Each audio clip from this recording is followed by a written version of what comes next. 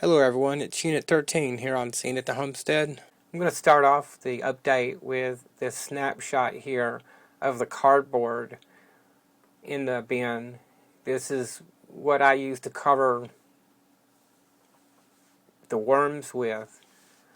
After I've done anything inside the bin, I use several layers of it, 4 to 5 different layers of cardboard that's been recycled.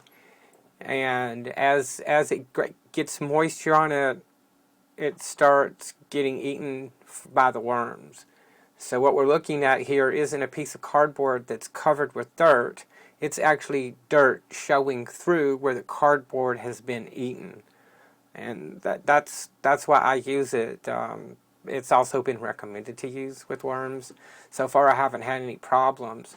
And in this little section of video here, it's clear to see that they are eating it or consuming it, and that in the different stages of it, there's worms in there, and then some of the other insects that also dwell inside here.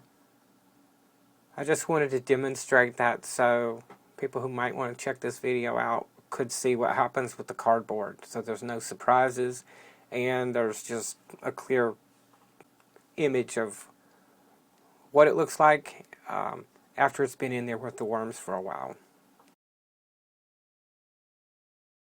Back to the bins.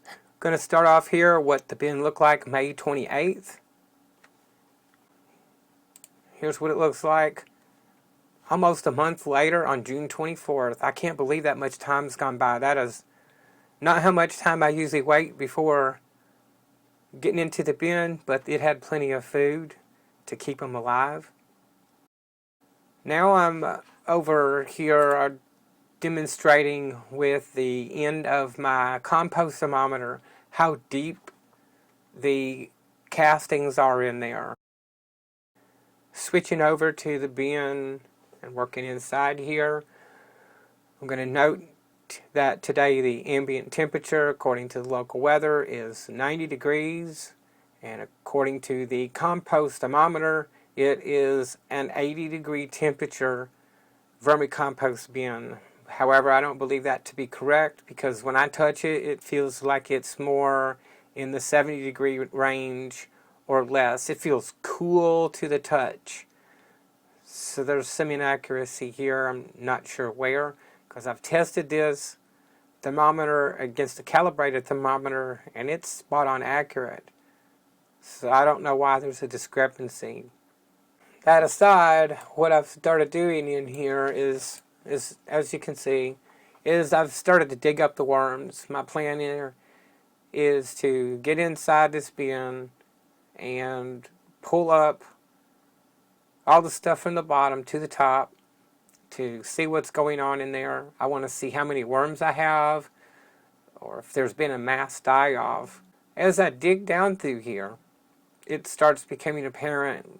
For instance, down in the right-hand corner there are a couple of pieces of potato skin that's more towards the bottom. There was just part of a avocado and cantaloupe skin that came up from under the soil there, up on the upper left corner that's visible. Just going to rake through this slowly. Try not to hurt as any worms as possible, and stir this material up. This is what it looks like at the bottom of my compost bins before I do any casting removal. That's all fully composted material. The only thing left that will be in there is either a rubber band, a little twist tie, or some labels that didn't get taken off some of the vegetables I toss in there. I know that it's going to get filtered out later. Now there's that seed deep below the surface, and it's starting to germinate with no light getting to it. I say, based on my experience, that whatever seed it is, it really likes this environment and it wants to germinate. It seems like it's ideal, because it seems as if no matter what seed I put into any of these bins, it'll start germinating if it gets whatever amount of light. I'm not sure. That's really confusing. As we can see here, that this bin is full of worms. Everybody's healthy and active according to what it looks like. And when I stirred up this bin, what becomes really obvious is it just smells like freshly dug earth. Then what I'm going to do is just even out by hand the top surface and do a high-speed feeding at the end. Originally for this bin, I had in mind that I was going to try to get them to feed them on one side and get them to migrate, but since I see how many worms in there, I believe it'll be difficult to get that many worms up into that space. So I'm not going to try that. I'm going to do a different method where I take them out and sort through them that way. I'll do another video on that. Okay, here we are, bin 3. Go back to May 28th. Nearly a month ago. I can't believe that much time's gone by. I was really surprised. Here today, which is June 24th, we have an ambient temperature of 90 degrees still, and this thermometer is showing about 81 degrees on the temperature inside this bin. I touched that with my bare hand again. Same thing. It's very cool to the touch. So there's some inaccuracy. There. I'm going to use a digital thermometer next time. Here I am digging down inside there.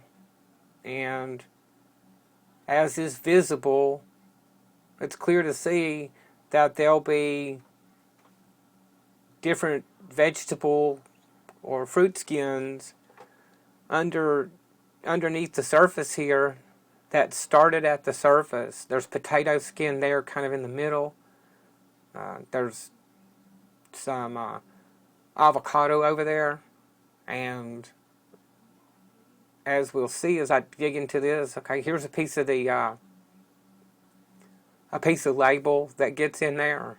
I'm just going to try to get these worms off before I toss it into a little trash behind me there. Oh, good, it's gone. Back to there's avocado skin. I'm really amazed at how that stuff will start at the top of the bin and slowly work its way to the bottom. It shows how much those worms will move this dirt around. That's probably one of the most impressive things I've seen here, besides how much they can eat in a short period of time. This whole vermicompost experiment has actually been very fascinating and educational. It's been very fun. There's a part of one of those avocado skins that are down below there, and they seem to like to be inside stuff like this avocado skin. I'm trying to think of another skin. Oh, if those mango skins make it below the surface, you'll find them in there as well. So I don't quite get that. Seems like they like that for some reason. It's really interesting. Because I'll always find worms in situations like that. I don't know if it's visible there, but there's that avocado skin that just got turned over from that last bit, and I don't think I show it in the video here, but it's just got a bunch of worms in it. They're kind of funny creatures. They have their own preferences. Here's my lights. I think they go off after about 20 or 30 minutes. They auto shut off. I want to turn those back on so we have enough light in here. Pretty interesting to see, huh? That thing is full of worms. Probably within the next few weeks, I'll try to get some of that compost out of there, or the castings, and quite possibly start bin 1 again. The issues always whether I'll have enough food to feed them all without having to go and buy something.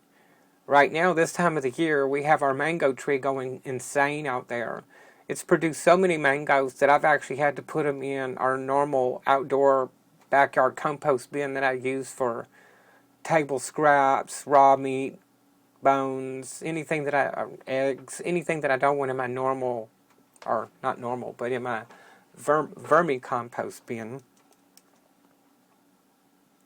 And then I'm just going to rake it down, sort of flat there, level it out a little bit, because it'll drastically change over the next few weeks. Had a lot of extra waste here this time. There's quite a bit that built up over the last few weeks. There's some really nasty stuff in there that I had forgot outside. I was going to do this a week ago, but got busy and couldn't do it. So there was some stuff that sat outside. It's pretty rank. But I think it's probably the first thing that they'll eat, because a lot of this stuff, it will have to decompose beforehand. Before they'll actually eat it, it has to start decomposing. Okay, that's update 16 for Worm Bin 2 and 3. This is Unit 13. I'm out.